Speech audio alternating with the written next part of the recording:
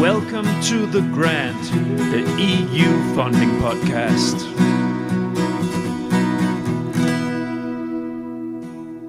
My name is Niels Tudor Winter and I am the creator, editor and host of The Grant. My Timeline series is going through the proposal process step by step, giving tips, tricks and advice on the Horizon Europe proposal preparation process. I have reached to the actual proposal writing and now it is time to dig into the impact section. I decided to dedicate 4 episodes to this section because I have some great resources at my hand in my advisory board that covers different aspects. The last 2 weeks I covered 2.1 projects pathways towards impact together with Melanie Büscher and Barbara Spanner. Now, the next 2 weeks it is time for chapter 2.2, measures to maximize impact. This is where you describe how you will spread your results, communicate to different segments about your great project, and exploit the results for the benefit of your organization, the sector, and society. I have written some impact sections myself, but to make sure I get critical mass in these crucial episodes, I have invited Director of Europa Media Gabriella Lovasz on board, sharing her career-long experience working with exactly this for clients: communication, dissemination, and exploitation, both in writing proposals and implementation. Further, Europa Media is also one of the leading providers of trainings and courses on EU R&D funding. In the first episode, we dig into the EU Commission's outline and directions in the official Horizon Europe proposal template and discuss and reflect the background for the directions and how to interpret them, so you can raise your chances to get the grant. Please enjoy.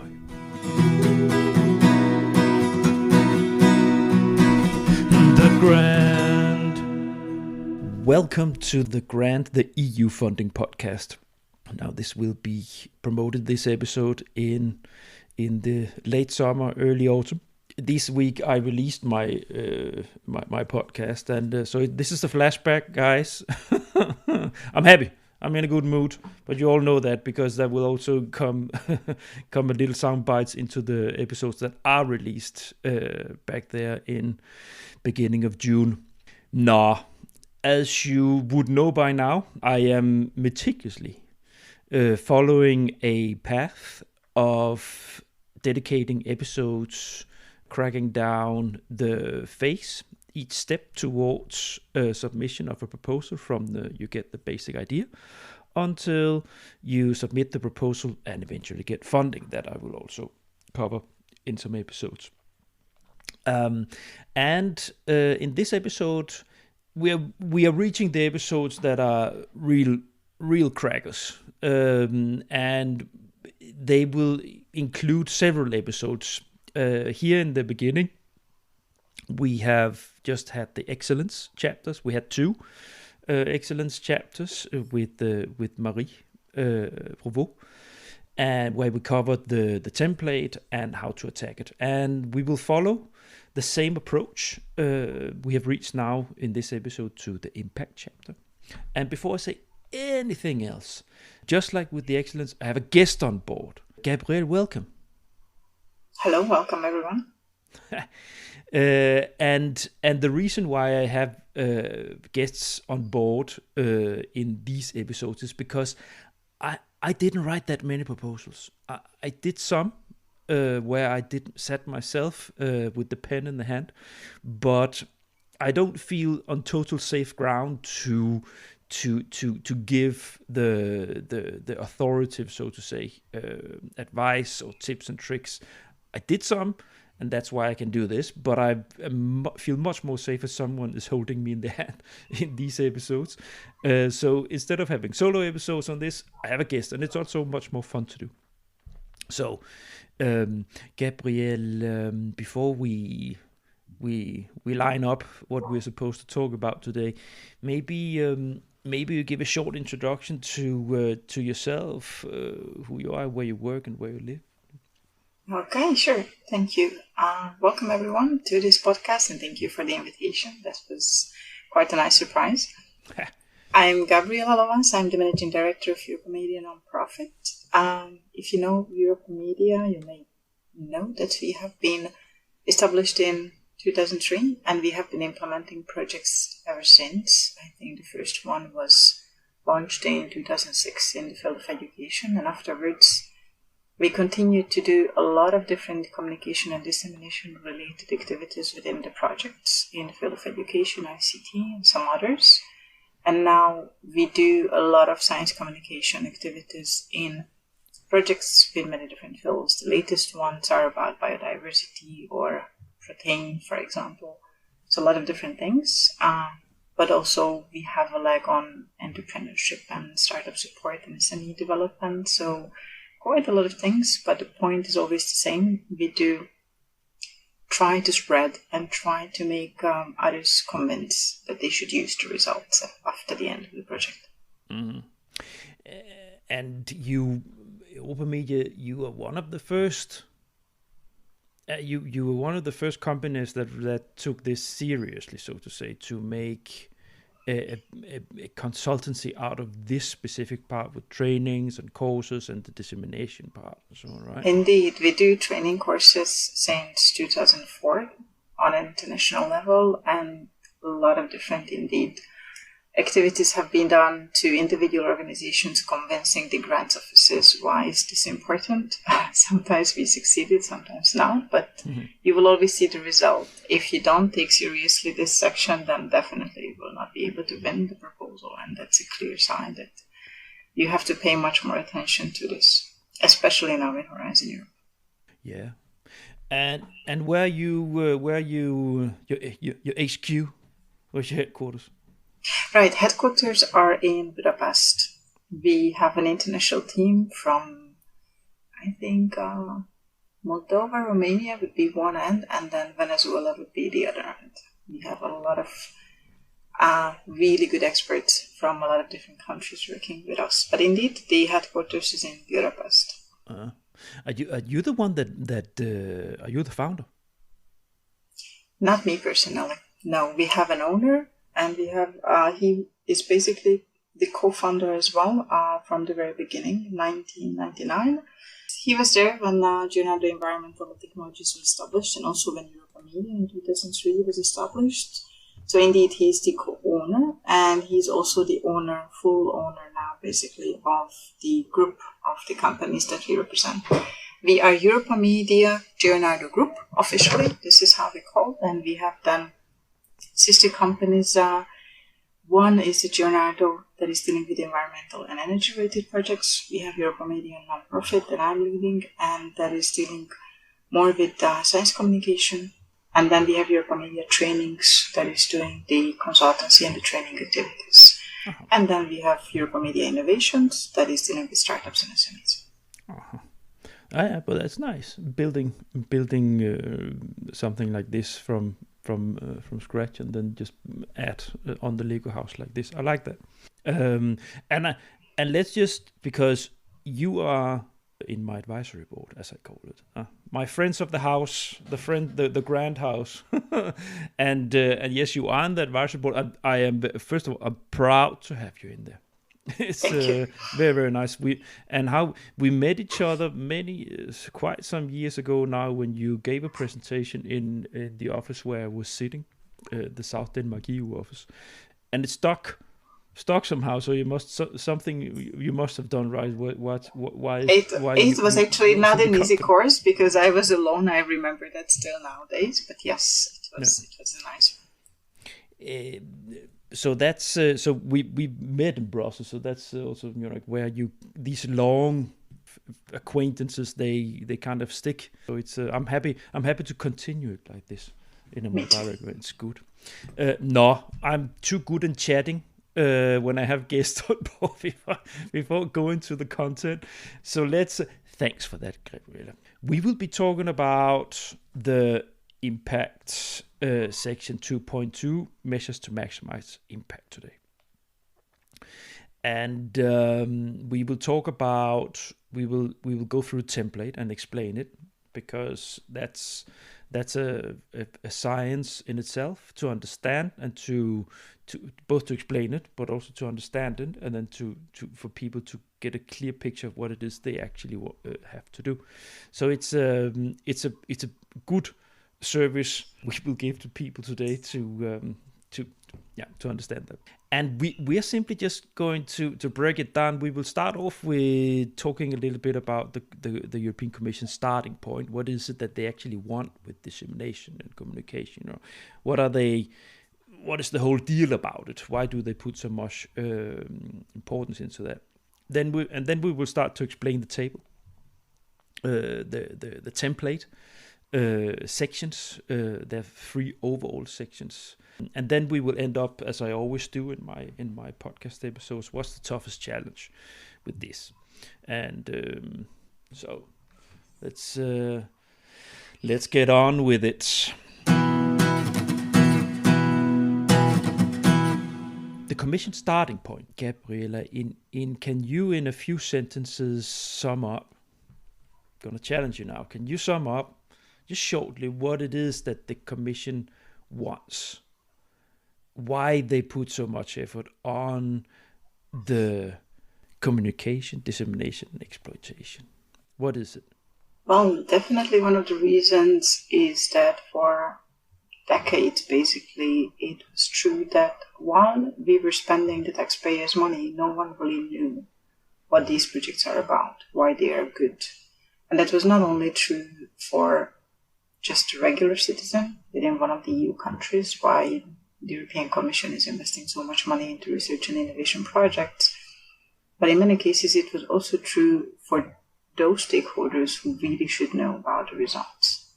So while there were platforms after platforms put together to spread the results, they were really not so widely known on one hand, and second, they were not so widely or efficiently used. Mm-hmm. So definitely that needed to be changed. And I suppose that was the starting point from the Commission to pay much more attention to this, and also why the consortia started to get on board experts on doing this in a much better way. Yeah. What I always, throughout my career, when I explaining people about this, why this is important, first of all, is taxpayers' money. Yeah, it's something that it's not yours, so to say. It is, but you are getting a lot of money from taxpayers. So that alone gives you an obligation to make sure that what you get funding for is actually something that comes out into the real world, that it makes a change, that it makes a difference, the money that's thrown after you. Exactly. Yeah. And that's and so this is actually maybe from the Commission's point of view, it's equally important as the technology part itself, and you can translate it into the points they give. They are equal. They don't, they're equally worth the amount of points you get for the impact section as for the excellence section. Meaning you should put an intellectual effort into to breaking down how your great idea is not just something that will be in a specific machine that will be used in 3 companies, and that's that, but it's something that actually makes a change on all the levels that we will slowly work ourselves through when we come to we will touch it. We will get on. We will all the impact levels that the Commission want with environment and energy and societal change and so on and so forth.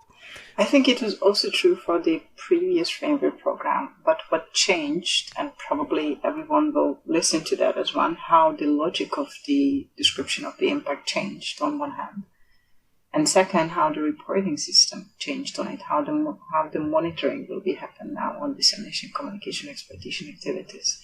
Do you know that?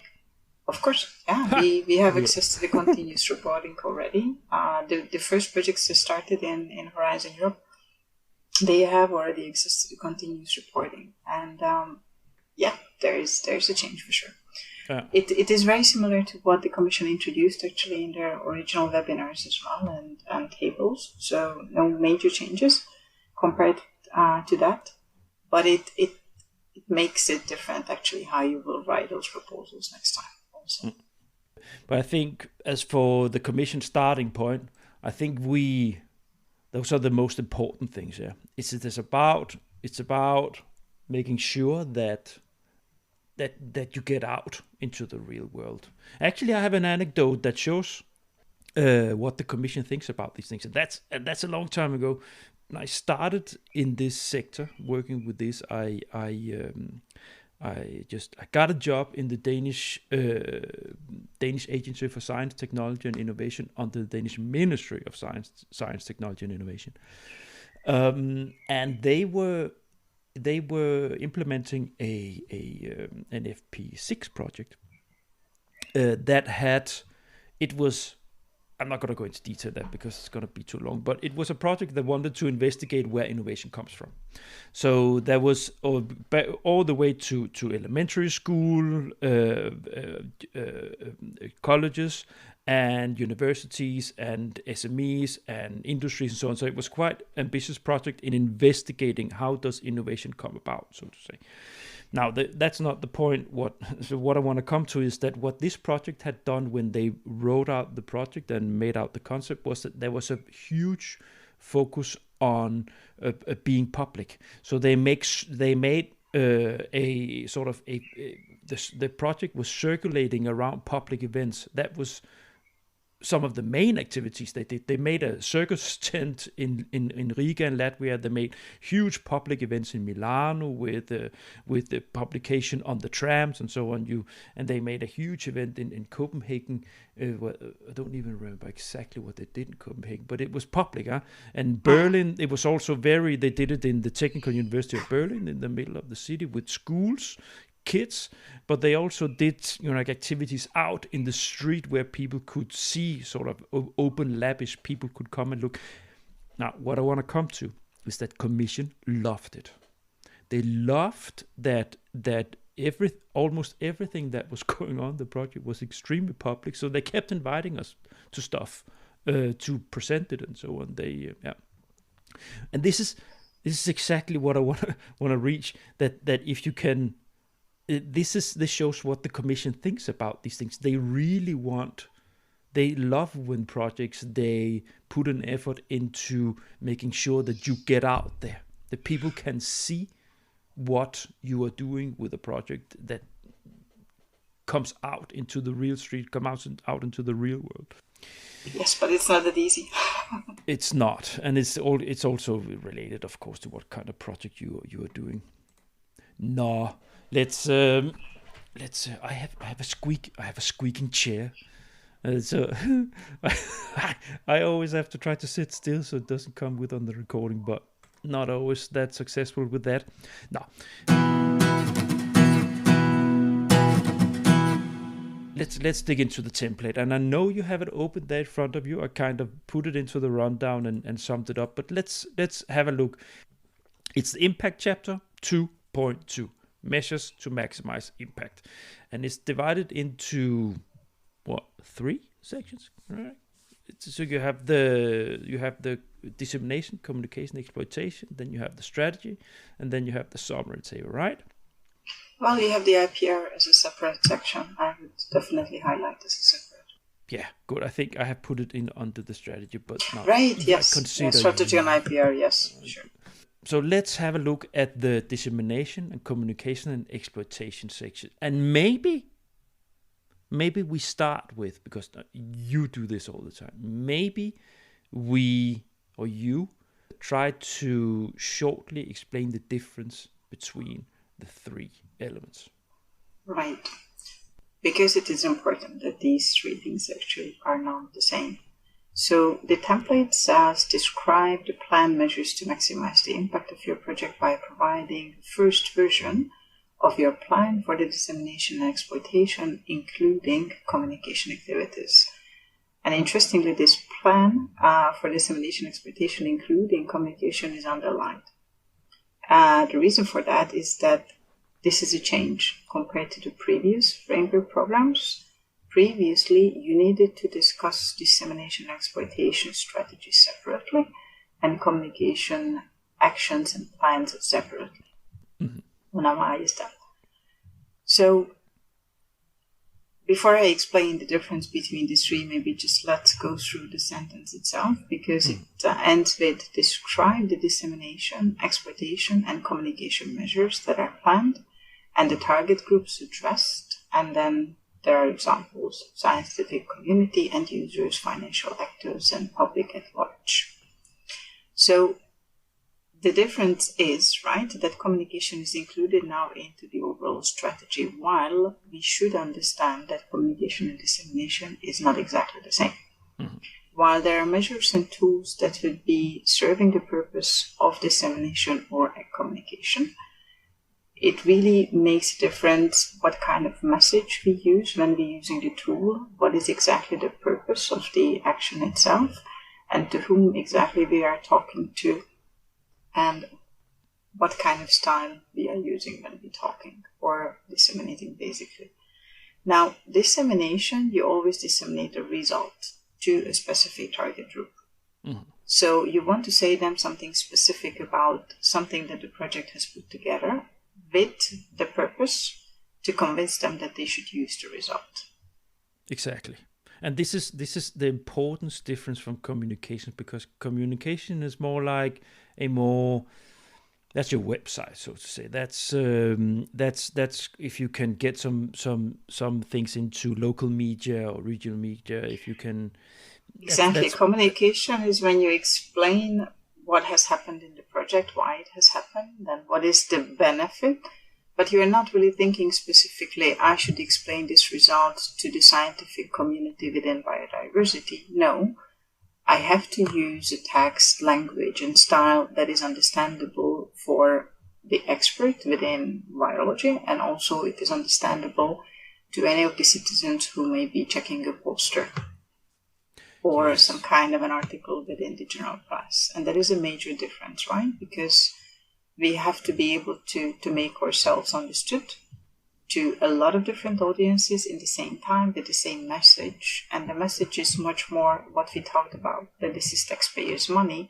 And this whole project is about creating a better life for this community or that community, for this geographical region or for this sector or that sector, basically still making an important European benefit. Also, that's a very specific thing indeed. And of course, yes, you want to do for the technology users, right, some kind of a demonstration, or really transferring that knowledge that is important for them, that is coming out of the project. For a scientific community, maybe students within their master studies, you would do a different kind of training course. If you want to introduce how that actually has an effect on the standardization procedure, for example, that the technology is bringing, then you do a completely different, again, training course for those who may be interested in building up a new standard out of that. And that's the difference then. It's not just necessarily wider public, maybe that's also something that may be confusing sometimes, in the sense that communication generally is targeted at different audiences. In the sense that if you want, for example, to tell about a specific result to the wider public, you could do dissemination to the wider public. That's of course. About something that they should be then using on an everyday basis. Would it be a phone application? Would it be something else? So you could do dissemination to the wider public. Communication is that you are not really specifying the target group and not really specifying that's the actually result. a good point. Say, for instance, the overall benefit energy of the project saving to everyone. device for radiators that you would send out broadly to people, how to use that. If there needs to be specific guidance on that. Yeah. Exactly. Yeah. Yes. Very good. Excellent. Thanks. Now, do you have anything you want to add? Exploitation, right? That's the third thing, right? That we should explain also maybe in basic terms. Exploitation is about using those results. So dissemination should result in exploitation if you do the job well, right? So if you organize a policy workshop, then you do a really nice dissemination activity. But if the policymakers invited there would not take the evidence with themselves and would not introduce in their national committee meetings that they have in the national parliament, then you did not achieve anything basically that you wanted. So if dissemination is not resulting in the use of the results, then unfortunately the efforts were not efficient enough or not effective enough. And that's probably the toughest exploitation result that I could have introduced, because indeed policymakers are the toughest ones in most of the cases to be convinced to use the results of the project. But I suppose I'm using that because the Commission is paying so much attention now on the policymaking factor. They even introduced one specific sentence for this in the proposal template. Yeah. That's something to of course take into consideration. If we look at the exploitation from the things you need to do, exploitation, that's simply getting out with your result. How do you take advantage of the result, so to say, afterwards? And it can be many different ways. It can be commercially, it can be politically, it can be research. It can be always. The most important thing is that how will you milk how will you milk your results? Where it's going to go? Will it be a new license? Will it be a new thriving research area, so to say? Will there come new institutes, whatever, research money flowing towards this area? Will it be a huge commercial success with flowing into not only the sector you are investigating in your project, but also complementary sectors and so on, because there's a generic value and all these things. Values, money. How much money do you think you're going to make? How much energy are you going to save? How much of the environment are you going to? How less emissions will you cut? That's already the impact. Concrete. The exploitation side. It's facts, figures. But we will get back to this when we will talk about it in the episode in the next one, where we talk about how to fill it in.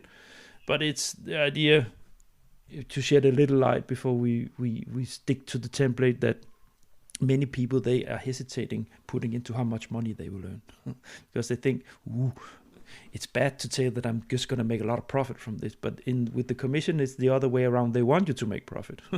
The idea is that they want you to show how you can break through with a ingenious new technology to lift that part of the sector in the global competition within that. So broadly lifting the competition level of Europe within that sector that you're dealing with vis-a-vis America. And exactly, they want you to create the opportunities. They want you to create the options, right, for the SMEs to create the benefits. But you have to be careful here also not to distort the market and the conditions within. And probably also that is why, because it's not so easy, and you probably need to see some of the results already being developed in order to see how that balance can be kept.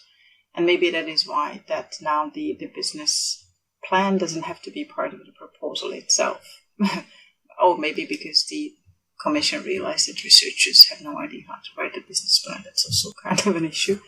But of course, I think that was a good move that the business plan, summary doesn't have to be now fully part of the proposal, unless of course you want to include that because the commercialization route is so clear for you. Yeah, that's the trick with the templates. When you make things generic, that for some projects it's difficult. The research and innovation actions, that's tricky to sometimes to make the ones who are writing it understand how you should profile such a section, and they're not used to it. That's the thing. As a private consultant helping with this, you know it just like me, but you know it better than me because you're an expert on it. I've also been this is the section. If I've been writing, then I've been helping a little bit on this one, and it's tricky if the group is non-commercial, or if the ones that are dealing with it are, then yeah, it can be difficult to make a good critical mass towards the text you write, so to say. It can also be difficult to collect the data. from the partners because they don't really understand what to forward. They need a good workshop, yes, for having a good understanding of this. Exactly. I'm just having a look at the rundown here. I put in a note that the commission, but maybe it's actually for the practical episode when we'll talk about how to fill it in. But the idea that it started to become very generic what the commission received in projects, in proposals, what people wrote there. Yes, it's too much a copy-paste section. Yes, for the projects this section, and that's why they don't think they need an expert to fill it in. But maybe we should take it in the second half, unless we have. Is there anything in relation to the template, how they build it up, that is an answer to that? I think so, in the sense that the text itself, how the instruction is formalized, I think it shows that the Commission wants something specific. Maybe what we can say is that the Commission has upped their game, so to say, on the impact section, right?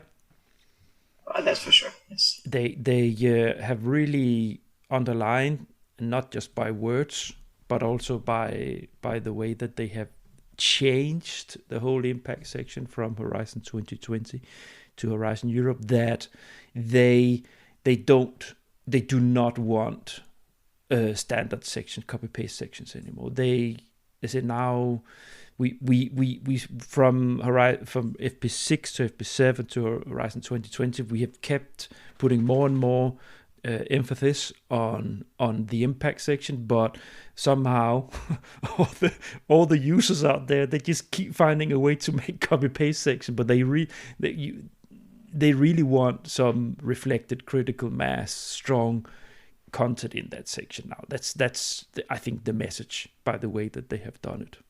No. Yes, I mean, I'm not super happy, of course, with the section, because they got us only 5 pages, which is really not a lot.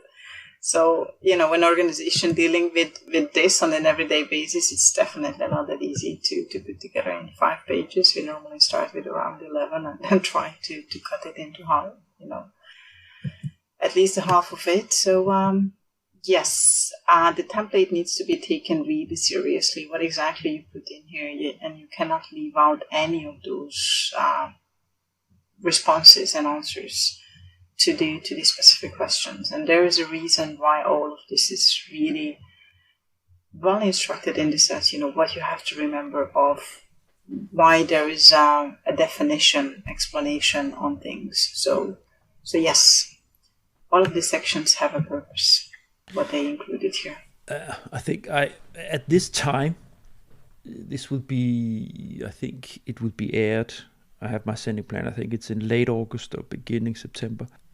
I hope that the commission is listening, because indeed, I think for the evaluators, it's nice they only have to read 45 pages.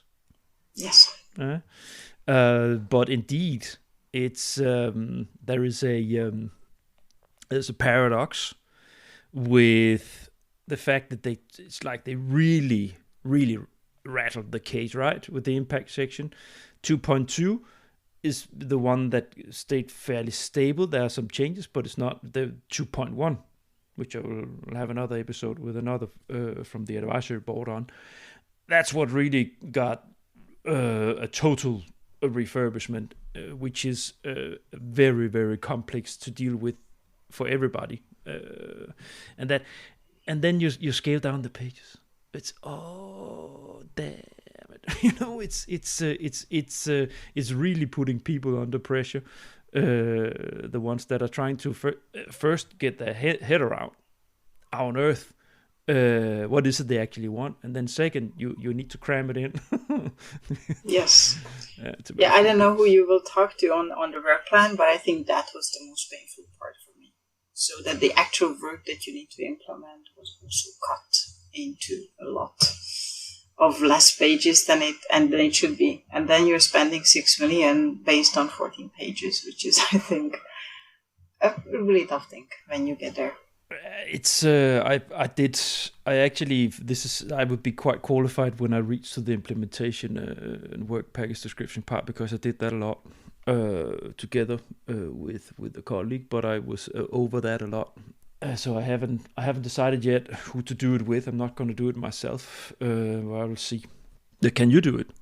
I mean, I can do it, but there are also other experts, of course, out there. So it's good to have a variety, actually, of perspectives on things. Yeah, I will try to see with some of the other people. I think actually, Jesus, if you hear us, another guy from the advisory board, he's a very experienced proposal writer. I think I will check with him. No, yeah, I will get back to you. No, I think we covered the.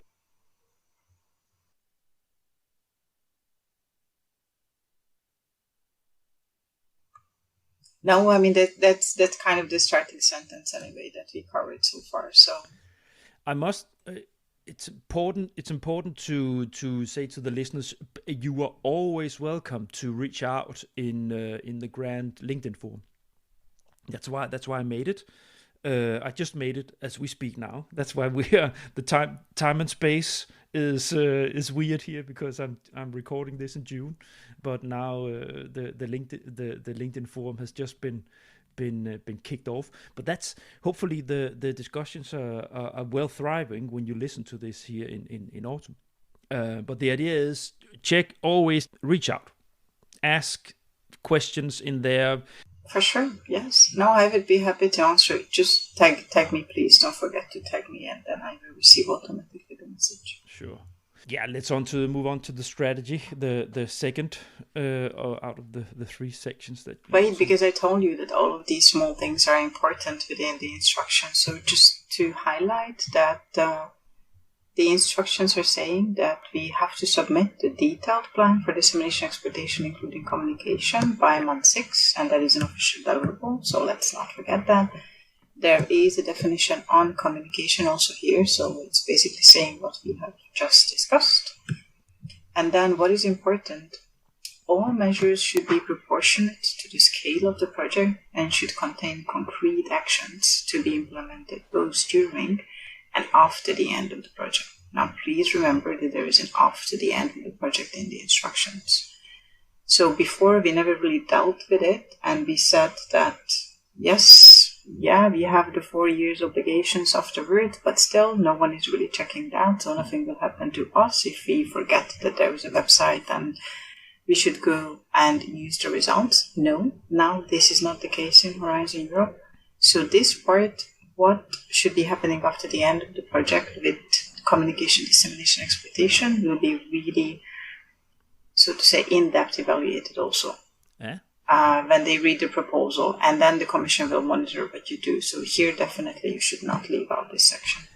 There is a huge commitment from the consortium side, and they need to understand also, because it's also true, the dissemination work package leader understands that there is a commitment and obligation after. All of the other partners, it's not necessarily true, so to say. So let's make sure that we include this in the proposal, and all of the partners understand that they have a part of this. Yeah. It's we'll probably touch upon it in the second part, but yes, this matter of commitment and understanding of the importance of the what you put in here, it's always a challenge, often a challenge. Yes. And what you just said, thanks, because I forgot. Even though I've been sitting and writing exactly, but yes, but it also shows a little. It shows a little bit, if we zoom a little bit out on the back curtain, what the Commission wants with all this. They don't want all these dead websites after project goes out, or they don't want things to go. They want things to live and move on in one way or the other. That the efforts that they have invested in is not withering away. It's a sort of making people understand, hey, you get a lot of money, and it's not just that, and then you move on to something else. You need to find a way to make this run, because it's not just us giving you, it's not just here you have money. It's understanding a little bit more into the stomach as a project partner. This needs to move on. So we need to find a way what's going to happen afterwards. Then you can write all sorts of things into that you will apply for local or regional funding, or you might find other ways of letting things move on. But at least that intellectually, you're forced to reflect what you're supposed, because you put it into the proposal, and the Commission is going to hold you accountable for that. So yes, they do, and they have now a system how to do that. So yes, we have to be careful.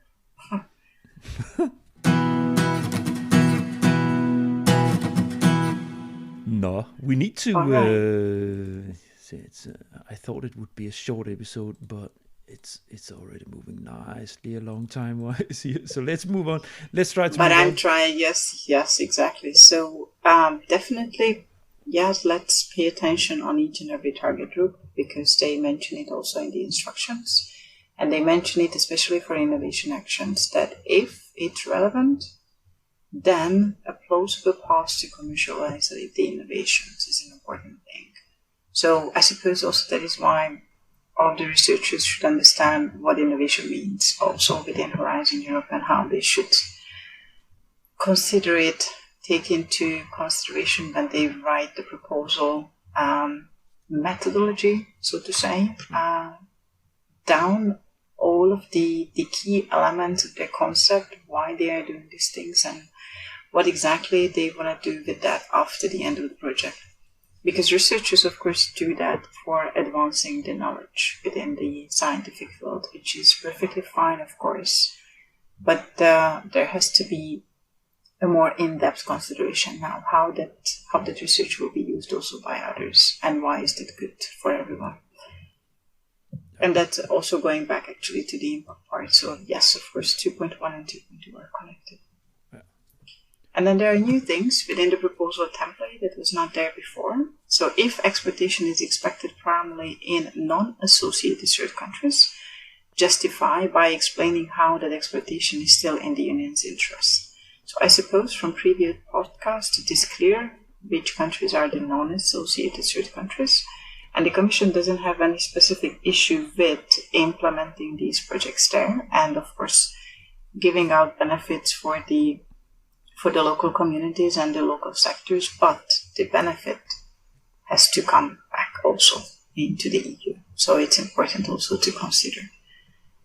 And another one that is also kind of a new element here that was also important before, but now it is highlighted. And based on the grant agreement preparation phases that I have gone through now, the Commission is even asking you to put in certain measures within the grant agreement preparation phase to cover this part, is describe possible feedback to policy measures generated by the project that will contribute to designing, monitoring, reviewing, and rectifying, if necessary, existing policy and programmatic measures, shaping and supporting the implementation of new policy initiatives and decisions.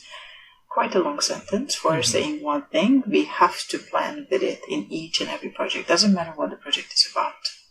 We have to have something like that. And the Commission is even asking actually to have some policy recommendations that they can circulate within the Commission sometimes. That is kind of an interesting approach as well. Yeah, I guess it's from the Commission's point of view. That's a return on investment for them. Huh? Yeah. No, I mean of course it was visible that the evidence coming out from this project are actually shaping the policies. So it's a good thing, of course, but they need it more and more to make sure, of course, that all of the perspectives are taken into consideration, I suppose. And then, yes, of course, the strategy for managing the intellectual property, foreseeing protection measures such as patents, design rights, copyright, trade secret, and how these would be used to support exploitation. Now, the Commission has, of course, given its own definition for exploitation, and also within the grant agreement, it is specifically mentioned that all of the beneficiaries should consider direct and indirect exploitation routes, which also means that the Commission is fine you selling, for example, the results, the ownership on the results that you have, or licensing them out, or maybe establishing a new company, a spin-off or a startup, and they would be responsible for exploiting. All of that is, of course, a possibility. You do not have to keep everything to yourself and then make sure that you will be integrating that into your everyday research practices or training and educational practices. So direct and indirect exploitation is also fine, but you definitely need to consider indirect measures as well. And that is basically the job of the technology transfer offices, or it doesn't really matter how you call them, but those innovation advisors, innovation managers, and technology transfer people who will be then supporting, of course, the consideration for this indirect exploitation. And that in the IPR management, of course, is an important factor. How do you define indirect exploitation? That you don't do that. You do that with the help of an external organization outside your organization. Yeah. This section, this is about getting things super ordered, so to say. It's about making sure that everything that like the patterns, that everything is okay, that you have concrete things that will come out, and you know how to deal with those results formally, patterns, licenses, whatever. Everything around this setup, it's about making sure that legally everything that comes out, you have a fully on top in your consortium how that's going to happen, and also if there are any dangers around it, where there might come problems with copyrights, whatever, trade secrets and stuff like this. This is simply about, I think, from the Commission side, securing the results coming out, that you are on top of that as a consortium. You know exactly how to secure your results afterwards. Yeah. Of course, but it has to be also balanced out with the open science requirements. So, of course, the key is not just the ownership and, of course, how you deal with that, so joint or single ownership, protection, and so on, but also how you give access to that key knowledge then afterwards. Open science? Of course, open science, right? I suppose you have discussed in very much in detail under the methodology section in the proposal, but of course, there's a good reason, of course, why, the 3 O's have been horizontally becoming really important, also in Horizon 2020 and now especially in Horizon Europe. And there are those mandatory practices, of course, that we need to comply with. Good. But the Commission has this, very nice list for the optional open science practices that the consortium needs to decide on and agree on the principles.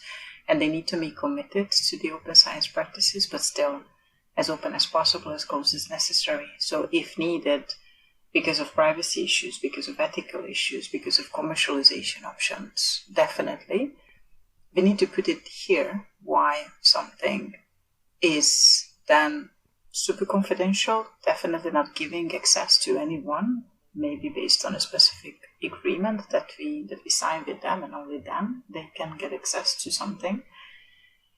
But yes, first protection, and afterwards we start disseminating or exploiting. It's always an important part. It of course comes at the end of the section, so to say. But yes, all of those results, in order to be successfully exploited and disseminated first, need to be properly protected, and yes, have this legal protection well ensured indeed.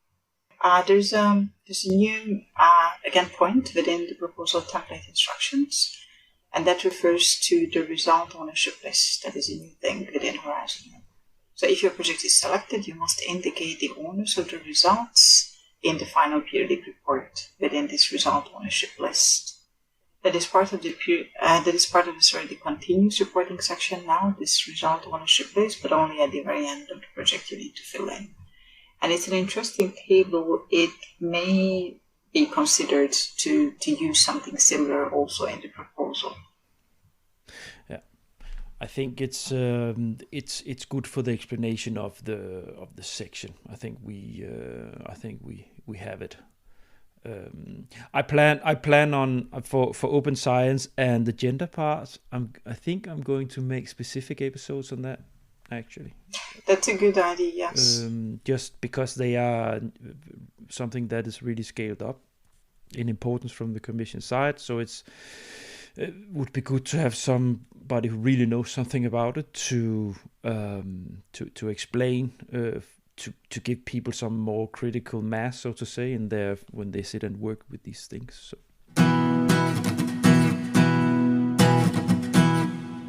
Let's just, because we are slowly running out of time this episode, course, but what I always do is that I'm not cutting things. But I just keep a little bit the time discipline now, compared to my former interview episodes. The summary table, that's a new thing that they introduced in this part of the template. And everybody, so it's a summary table for the full impact section. So it's not only for 2.2. Indeed, yes, it summarizes all of the key impacts as well. We call it rather impact canvas. I think it's a better name than the summary, but yeah, I'm just now looking at the proposal I wrote, where I wrote the majority of the impact section, and it was when was that? Last winter, spring? When was that? I even forgot. When did we submit this? Autumn. Late summer and early autumn. This was not funded, but it was, I think I got 4 points for the impact section. That's good. Yeah, the thing was, I was working as a consultant at the time, and I was involved in several proposals with different proposal writers on them. I was sort of the one that was pulling everything together and sort of helping where I could and so on, and making sure things were kept on time, but also digging a little bit into the content. But with this summary table, everybody did it differently. Everybody was looking for a way how to do it. Just to enlighten the listeners, what the Commission did with the template, what they didn't have before, is that at the end of the impact section, they want a summary table where you sum up everything related to the impact, all the important things in relation to the impact section. And they have put them into different categories that you have to have: specific needs, expected results, dissemination, exploitation, communication measures, target groups, outcomes, and impacts. Yes. Now, of course, you shouldn't get too creative with the sections, in the sense that the Commission gave you also in their introductions 2 specific logics how you can fill in the impact canvas table. Come with them. One, that you start with the specific needs, and then you identify one specific need, and then you go section by section, and in one row you basically explain. So first you explain the specific need, then you go with the target group, then you go with the results, then you go with dissemination, exploitation, communication section, then with the outcomes, and then with the impact. Mm-hmm. So there is a logic, how you put that together. So of course, user assessment is the starting point, right? So user assessment, of course, first you need the target group and you need the need. Mm-hmm. And out of that, you have to tell as a next step what exactly is the result then will meet this particular need. Then you explain how do you reach out to them and how do you convince them to use the result in what specific way, what kind of benefit it will create in the short and medium term, that's the outcomes, and then how it will become a sustainable long-term impact, and that's the impact part. So you can have one row with all of the 6 sections together. The other version, of course, is maybe easier or maybe more logical, and that is that you fill in, of course, with all of the key results, with all of the key needs, with all of the key outcomes and impacts, of course, the section by section, but still the order is the same. So you have to start with the needs and the target groups. Then you move on with the results. Then you take the dissemination, exploitation, communication. Then you take the outcome, and then you take the impact, which is not super logical in the sense that the Commission gave a different, basically 2-page version of this one. It's what is really tricky with this one is, I think for the ones that I saw, people tried to take the things that they have put up, had already written, and try to take the synthesize that and put it there. So that's for most of the ones I can see here. And then for the impacts, there you have that the levels that they have in 2.1 impact. Scientific pathways, impact, economic, technological, and societal. With the indicators for the key impact pathways, yes. And those are all things that will be explained when I have the episode 2.1. So we're not going to dig into that. It's a quite complex table. Now, my question to you is, because these are sometimes sensitive information, but I would love to have an example that I can share on the website I have, so people can see a way to do it. Have you got something you can share? It's perfectly okay to say no, because you're a private company, you live out of these things. Exactly. And it's not just that, but it's that, of course, we write all of these proposals in some kind of consortium, right? So it doesn't matter if I'm writing that as a consultant, it doesn't matter if I'm writing that as a partner, this is their property as well. So I should get the approval from everyone. So what I can do is to give out an example that we use in the training courses. Training slide. Excellent. That is a possibility. Yeah. Because my alternative... And of course it doesn't have all, right, of course, in it, but it has at least kind of a logic, how to that would be absolutely fantastic. Yeah. Absolutely fantastic. Because one thing is us, you and me, sitting and talk about it. Maybe people, they sit with the template in front of them. Maybe we should also put the template on my website. Definitely, it has an example. It's not that easy to understand the examples through the airports, but at least, it has some good things indeed. Because if you haven't started the process yet, and if you haven't entered the participant portal and downloaded the package, then here at least people can get an initial idea without going through the maze, because it is a maze the first time, understanding how to get these document packages out.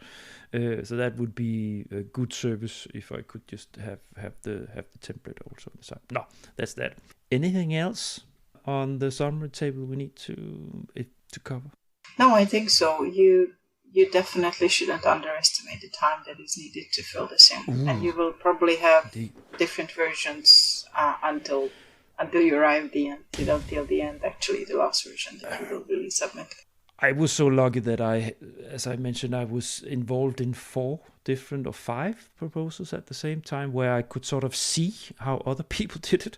So it was super busy. My colleague, she had to step out of the proposal process. She was the main writer a week before.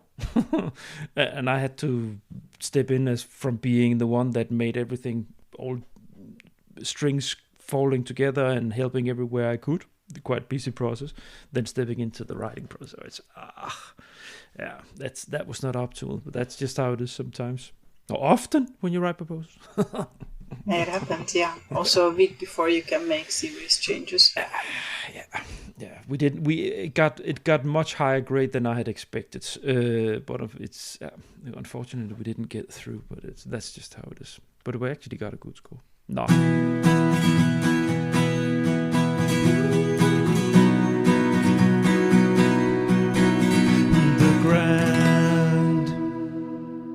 Last element before we cut off and go before we move into the second part. The toughest challenge. What's the toughest challenge with this table? With the template to deal with? Is it the complexity, or is it the changes that they made that you need to pay really specific close eye on the nitty-gritty details, or what would you say? I think indeed, the toughest challenge is to read carefully and understand all of those small details that are there. Because if you do what you used to do in the past, you can easily get 12, so to say. But that's not going to get you the funding.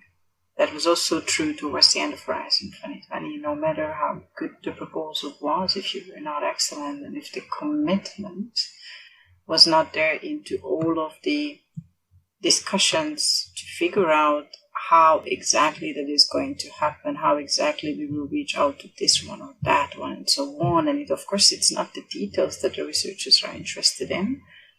They are happy to allocate all of their attention to the section 1, which is of course really good that they do that.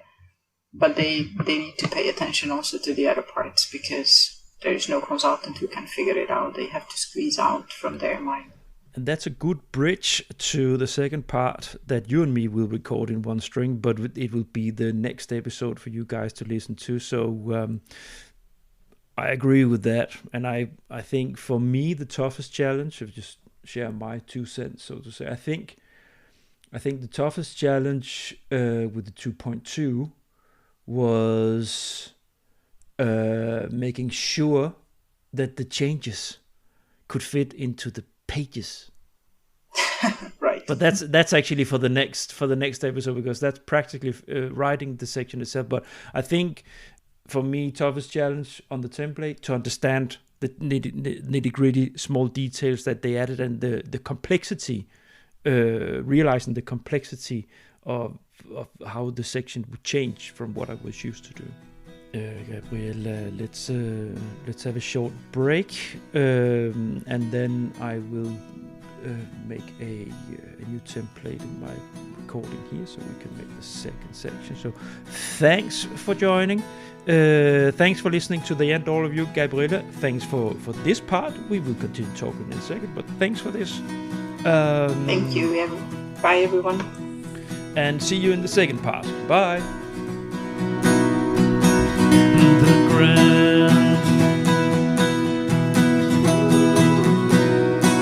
You have been listening to The Grant, the EU funding podcast.